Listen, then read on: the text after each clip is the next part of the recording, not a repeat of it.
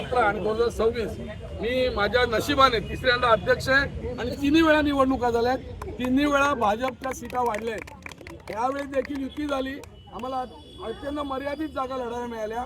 खऱ्या अर्थाने आम्ही 30च जागा लढलो।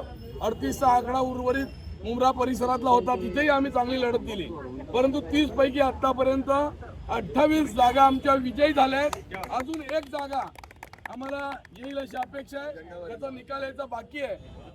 परंतु निकालाचा जर रेशो बघितला, स्ट्राईक रेट हा जो शब्द सध्या चालतो, तो स्ट्राईक रेटचा जर विचार केला तर भारतीय जनता पार्टीने ठाणे शहरात अत्यंत उत्तम कामगिरी केलेली आहे आणि युतीत राहून देखील आम्ही आमची वाढ करण्यामध्ये यशस्वी झालेलो आहोत। आणि आज आमच्या जवळपास 23च्या आत्ता 28 म्हणजे 5 सीट वाढल्यात, अजून एखाद दुसरी सीट वाढू शकते अशी स्थिती आहे। सर्व कार्यकर्ते, हितचिंतक, मतदार यांचे मी आभार मानतो।